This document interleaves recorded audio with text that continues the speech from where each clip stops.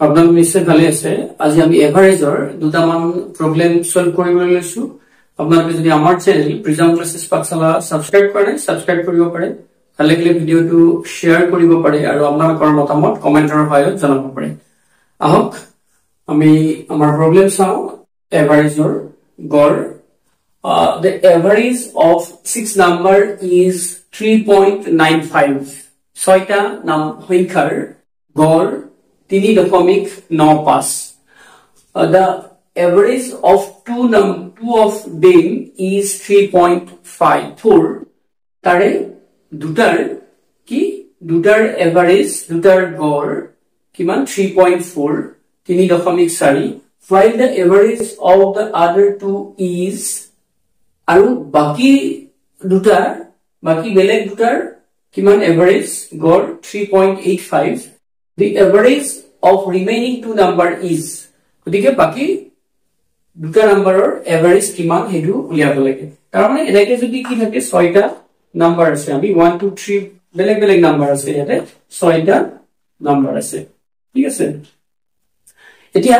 এই ছয়টা নাম্বাৰৰ এই ছয়টা নাম্বাৰৰ এভাৰেজ কিমান বুলি কোৱা আছে 3.95 বুলি কোৱা আছে এই ছয়টা নাম্বাৰৰ। এতিয়া কি কৈছে the average of two of them, ইয়াৰে দুটা আমি ধৰিলো প্ৰথম দুটাৰ এভাৰেজ কিমান বুলি কোৱা আছে 3.4 বুলি কোৱা আছে। প্ৰথম দুটা বা মাজৰ যিকোনো দুটাৰ আমি এনেকে প্ৰথম দুটা লৈছো।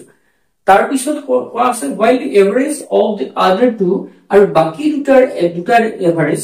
বেলেগ বেলেগ হ'ব পাৰে। আমি এটা বুলি কথা নাই, দুটাৰ এভাৰেজ আৰু কি বুলি কোৱা আছে 3 4 যিটো নাম্বাৰ এইটা আছে, এইটাৰ এভাৰেজ 3.85 বুলি কোৱা আছে। এতিয়া আমাৰ কোন দুটাৰ উলিয়াব লাগে, বাকি যে ৰখি গ'ল এই দুটাৰ এভাৰেজটো উলিয়াব লাগে। নিশ্চয় বুজি পাইছে। গোটেই কেইটাৰ এভাৰেজ 3.95, প্ৰথম দুটা উলিয়াই কৈছো, দুটাৰ 3.4 আৰু দুটাৰ 3.85, আৰু বাকি দুটাৰ এভাৰেজ উলিয়াব লাগে। এতিয়া আমাৰ যদি গোটেইটোৰ এতিয়া এভাৰেজ বুলি ক'লে আমি কি কৰিম, গোটেইটোৰ নাম্বাৰ কেইটা এই ছয়টা নাম্বাৰৰ এভাৰেজ আছে মানে কি, আমি ছয়টা নাম্বাৰৰ যদি টোটেলটো কিমান হয় যদি উলিয়াব লাগে, টোটেল আমি সদায় average into number of terms, এভাৰেজক কেইটা সংখ্যাৰ আছে সেইটোৰে মাল্টিপ্লাই কৰিব লাগে, পূৰণ কৰিব লাগে। গতিকে 3.95 যদি কিহেৰে 6 এৰে মাল্টিপ্লাই কৰো, পূৰণ কৰো, তেতিয়া গোটেই কেইটা সংখ্যাৰ কি ওলাব, সমষ্টি ওলাব, যোগফল ওলাব। তাৰ পৰা এতিয়া যদি আমি এই দুটা সংখ্যাৰ সমষ্টি উলিয়াব লাগে, নিশ্চয় বুজি পাইছে, আমি কি উলিয়াম, এই দুটা সংখ্যাৰ সমষ্টি উলিয়াই তাক 2 ৰে হৰণ কৰিম। এতিয়া আমাৰ উদ্দেশ্য হল এই দুটা সংখ্যাৰ সমষ্টি যোগফল উলিয়াই তাক 2 ৰে হৰণ কৰিলে আমাৰ যিটো উলিয়াব লাগে এই দুটা সংখ্যাৰ এভাৰেজটো পাম। গতিকে সেই দুটা সংখ্যাৰ যোগফল উলিয়াব লাগিলে আমি গোটেই কেইটা সংখ্যাৰ যোগফলৰ পৰা গোটেই কেইটা সংখ্যাৰ যোগফল কেনেকে পাম, এভাৰেজ ইনটু 6, যেটো নাম্বাৰ অফ টাৰ্মছ, কেইটা সংখ্যা আছে ছয়টা আছে, গতিকে তাকে মাল্টিপ্লাই কৰিলে গোটেই কেইটা সংখ্যাৰ আমি কি পাম, সমষ্টি পাম, যোগফল পাম। তাৰে পৰা আমি এই চাৰিটা সংখ্যাৰ যোগ সমষ্টিটো বিয়োগ কৰিলে এই দুটা সংখ্যাৰ সমষ্টি পাম। বুজি পালে, ছয়টা সংখ্যাৰ সমষ্টিৰ পৰা এই চাৰিটা সংখ্যাৰ সমষ্টি যদি আমি বাদ দিও তেতিয়া এই দুটা সংখ্যাৰ সমষ্টি পাম বা এই দুটা সংখ্যাৰ যোগফল পাম। গতিকে এই চাৰিটা সংখ্যাৰ সমষ্টি আমি কেনেকে বাদ দিম এই চাৰিটা, গতিকে এই দুটাৰ কি হ'ব 3.4 into 2, এই দুটাৰ হল, তাৰ পিছত প্লাস এইটোৰ 3.85 into 2 কিয়, তাৰ average into number of terms, average পূৰণ যেটা সংখ্যা আছে, দুটা সংখ্যা আছে, এইটো এভাৰেজ পূৰণ দুটা সংখ্যা আছে, এইটো বিয়োগ কৰিম। বিয়োগ কৰিলে এইটোৰ পৰা আমি যদি এইখিনি বিয়োগ কৰো তাৰ মানে আমি কি পাম, এই দুটা সংখ্যাৰ সমষ্টি পাম, এই দুটা সংখ্যাৰ যোগফল পাম। আৰু সেই দুটা সংখ্যাৰ যোগফল পোৱাৰ পিছত আমি তাক যদি 2 ৰে হৰণ কৰো, ডিভাইডেড বাই 2 কৰো, তেতিয়া কি হ'ব তাৰ এই দুটা সংখ্যাৰ এভাৰেজ আমি পাম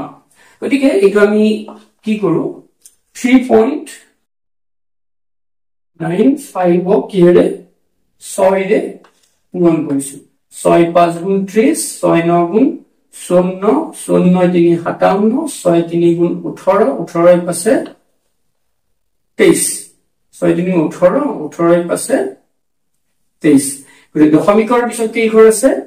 দুই ঘৰ আছে সোফালে গতিকে আমি দশমিকৰ পিছত সোফালে দুই ঘৰ কৰিব লাগিব ৰিজাল্ট গতিকে আমি লিখিম 23.7 আমি পিছৰ 0 টো নিলিখিলেও হ'ব মাইনাস এটো টু লিখিছো ইয়াতে মাইনাস কি হল 3.4 into 2 2 4 গুণ 8 3 গুণ 6 দশমিকৰ পাছত কোফালে কি ঘৰ আছে এক ঘৰ আছে গতিকে ৰিজাল্টৰ দশমিকৰ কোফালেও এক ঘৰ থাকিব লাগিব গতিকে 6.8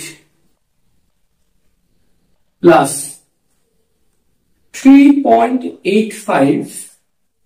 into 2 গতিকে 2 5 গুণ 10 2 8 গুণ 16 কে 17 2 3 গুণ 6 কে 7 হল 2 5 গুণ 10 2 8 গুণ 16 কে 17 2 3 গুণ 6 কে 7 দশমিকৰ সোফালে কি ঘৰ আছে দুই ঘৰ আছে গতিকে আমাৰ দশমিক ৰিজাল্টৰ দশমিকৰ সোফালেও দুই ঘৰ থাকিব লাগিব গতিকে এটো হ'ব 7.7 আমি 0 টো নিলিখিলে হ'ব কাৰণ এইফালে 0 টো লিখা নিলিখা ডিভাইডেড বাই 2 এতিয়া কোনটো 6.8 আৰু 7.7 এইটা আমি যদি যোগ কৰো তাতে আছে 15 6 আতে 13 কে 14 ঠিক এইটো হ'ব আমি যদি ইয়াতে কৰো 23.7 minus 14.5 divided by 2 গতিকে 23.7 ৰ পৰা আমি কি মাইনাস কৰিম 14.5 মাইনাস কৰিলে 8 5 গুণ 2 13 4 গুণ 9 গতিকে এইটো হ'ব 9.2 by 2 এইটো যদি 2 ৰে হৰণ কৰো আমি 2 ৰে হৰণ কৰিলে 2 4 গুণ 8 1 12 2 4 গুণ 12 গতিকে এইটো কিমান হ'ব 4.6 হ'ব এই 4.6 মানে আমাৰ যেটো ৰিমেইনিং মানে বাকি থকা যেটা নাম্বাৰ সেই সংখ্যা দুটাৰ কি হ'ব এভাৰেজ হ'ব গতিকে আমাৰ এনসাৰটো হ'ল C 4.6 নিশ্চয় বুজি পাইছা আমি কি কৰিছো ইয়াতে গটেকিটা সংখ্যাৰ সমষ্টিৰ পৰা বাকি চাৰিটা সংখ্যাৰ সমষ্টি বিয়োগ কৰিলে আমি কি পালো এই দুটা সংখ্যাৰ সমষ্টি পালো আৰু তাক 2 ৰে হৰণ কৰিলে 2 ৰে কি হৰণ কৰিছো 2 ৰে হৰণ কৰিছো কাৰণ দুটা সংখ্যাৰ গড় উলিয়াব দিছে 2 ৰে হৰণ কৰিলে আমি সেই উলিয়াব লগা গড়টো পাম এবাৰ এভাৰেজৰ আনদা প্ৰবলেম চাও the average of the largest and the smallest three-digit number formed by 0, 2, and 4 would be কি কৈছে the average of the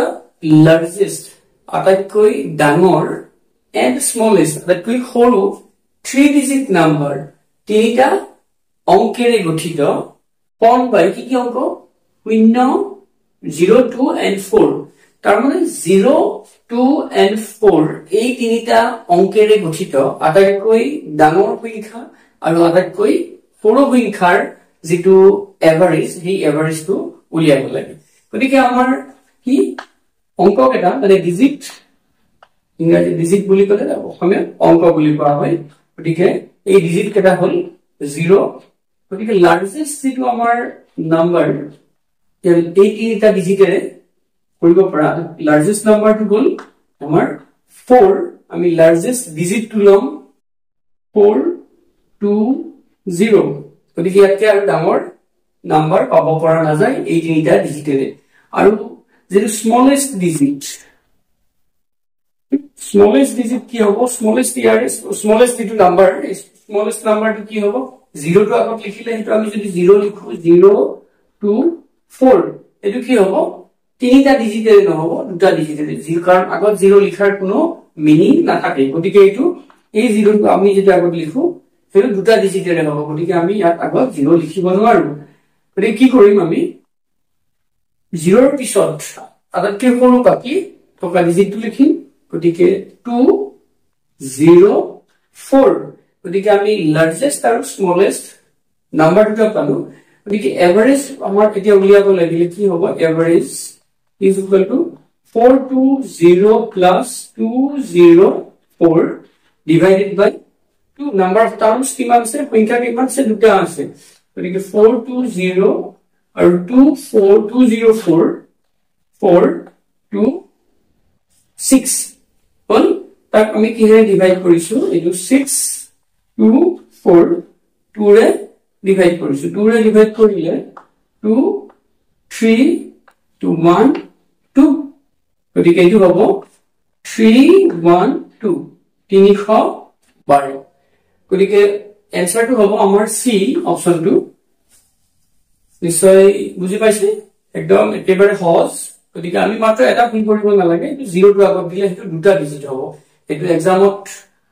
কেতিয়াবা দুটা তিনটা ডিজিট নহয় চাৰিটা ডিজিট পাঁচটা ডিজিটও দিব পাৰে গতিকে একে ধৰণৰে হ'ব এইটো কেতিয়াবা ডিফাৰেন্সও দিব পাৰে ইয়াতে কৈছে কি আমাৰ এভাৰেজ উলিয়াব দিছে আজিলৈ আমি ইমানতে সামৰিছো ধন্যবাদ